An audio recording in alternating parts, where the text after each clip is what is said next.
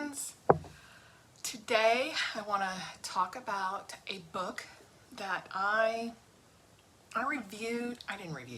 did a First Impression Friday on it, and I think this might be the first one that I've read from all of my First Impression Fridays. I have a couple in the works, but I finished this one. So this is Snowflower and the Secret Fan. The overlay that I'm going to put has a different image than this one. I think I might have bought this used, and so it's older. And I want to talk about this. What did I think about it? Did I love it as much as the last Lisa C book that I read? Let's get into it. So,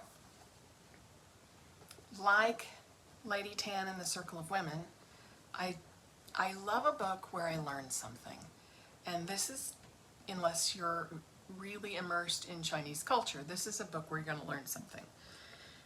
And it's not as if you read Lady Tan, that this is just a repeat. It is not. There are some things that are similar, and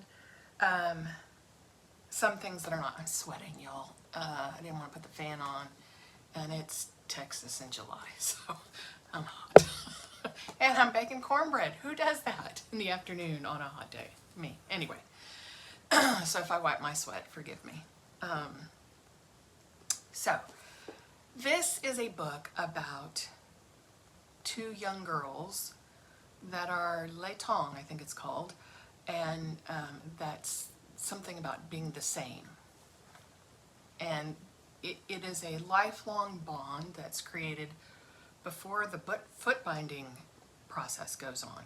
And so you have to have all of these things in alignment that match up according to Chinese tradition, you know, birth dates and seasons and I don't know, all these different things that I wasn't overly familiar with, nor am I. So these two little girls get matched for Laotong, I think it's called. And they're from different villages, and one is a little higher status than the other, and yet they're still matched, which is a little unusual, I think. And this book is about their life story, and it's told from, I believe, Lily's point of view, I think, as an older woman, 80 years old. And I'm not telling you anything you didn't know. Let me see if I can figure out. It's been a while. I finished it a while ago, so I'm trying to remember who's who. Anyway, I think Lily is the voice. So the things I liked were the things that I like about any historical fiction. I learned something. I learned quite a bit, and I felt like I was immersed into a different culture in a way that was accessible. That's really good, and I think that's what I'm in the process of reading another Lisa C book right now, and I think that's what I really like about her books. So this is the second book I've read, and I'm in my third. The things I didn't like. This one, okay, I'm not sure if it's the book, the writing, or I did listen to it mostly on audiobook just because of the pronunciation of things, so I do enjoy hearing it correctly pronounced. But the narrator was awful. Everything was like, the cadence of her reading was everything was in a panic. Even if it was like we tied our shoes, you know, or we had to make dinner. Oh, we had to make dinner, you know, it was all, I can't do it justice, but there was something about it that just irritated. The way everything was, I don't know, punctuated with panic. And there were times where I just had to turn it off because I was making fun of it, and, you know, I was irritated by it. But, okay, now, having said that, that is my bias. I'm annoyed by, it's an older, I don't know how old this is, but it was like, you know, change disc 7, end of disc 7, go to disc 8. It's an older book on tape, if you will, because that's what they used to be called. So, does that impact how I felt about it? Maybe. I do think it's not as, it didn't move as well as Lady Tan and the Circle of Women.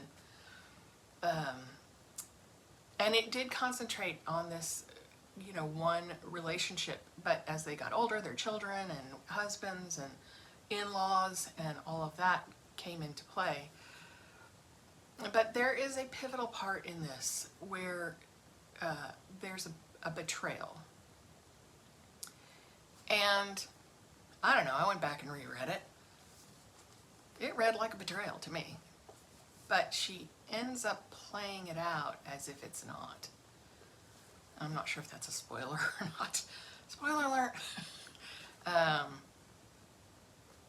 And I didn't like that. That felt disingenuous and a little switcheroo-y. I was like, well, I remember what was said, and then I went back and looked at it, and I was like, no, that still reads like that to me. But it was played as if, oh, you read into it, here's what really happened. You know, sort of like if I'm in a cafe and I overhear somebody saying, oh, I'm going to kill him tonight. I'm going to kill my husband tonight. I'm going to kill him. And here's how I'm going to do it. And I missed the beginning part of the conversation, and, you know, it turns out she was repeating a TV show or something. I don't know. Felt switcheroo-y to me. So I gave it a 3. Now, I think people, I still think about the characters and what they went through and their circumstances. And the beginning kind of thing that's revealed in the early part of their friendship, that was good to me. That was a good plot point and made you understand a lot of behaviors. But the ending one, no. So I tend to love a book more when it all comes together well at the end, but I will not throw this one fully away because of it, because I still think it's an interesting read and something to be gained by reading it, and interesting. I like my cover better than the newer one, but one little interesting thing, so it is, as I've mentioned, you know, female relationships. One of the things they talk about in here is, and maybe I've confused the terms. There is a secret language that is spoken and written by the women of this time period, and they're all considered illiterate, but they have created this language with its own characters, and that's where the secret fan comes from. They write in their secret language to each other via this fan, and that was interesting. And I, you know, come to find it was a real thing. So everything that I've read from Lisa C. is really grounded in cultural truths and interesting things that I just didn't know, or how would I know?